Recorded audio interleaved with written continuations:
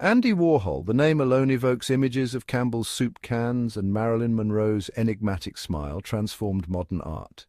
He was a revolutionary, a shy kid from Pittsburgh who conquered the world with his silk screens and avant-garde films. He held a mirror to society, reflecting its obsession with celebrity, consumerism, and the fleeting nature of fame.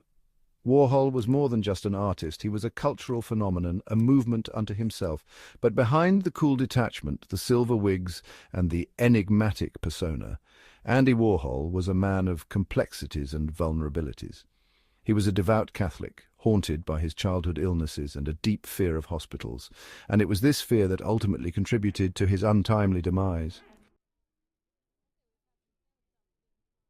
In the early 1980s, Warhol began experiencing abdominal pain. He ignored it, attributing it to stress or his famously eccentric diet. Years of discomfort followed, but his fear of hospitals kept him from seeking proper medical attention. Finally, in February 1987, the pain became unbearable. Warhol was admitted to New York Hospital, a far cry from the glamorous world he inhabited. The diagnosis was a troubled gallbladder, a common ailment often requiring surgical removal. Despite his anxieties, Warhol agreed to the operation. Perhaps he believed it would be a minor inconvenience, a bump in the road of his extraordinary life.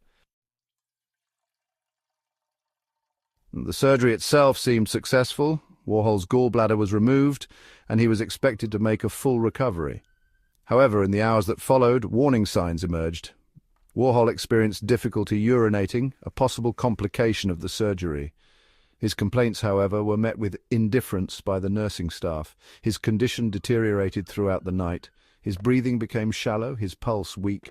The vibrant energy that had always defined him seemed to ebb away. By morning, Andy Warhol, the man who had captured the fleeting beauty of life in his art, was gone. The art world was in shock. The man who had declared everyone will be famous for 15 minutes was gone, his life cut tragically short at the age of 58. An autopsy revealed that Warhol died from a cardiac arrhythmia, a complication likely brought on by inadequate post-operative care. The hospital, it was alleged, had failed to adequately monitor Warhol's fluid intake and output after surgery, a critical factor in preventing such complications.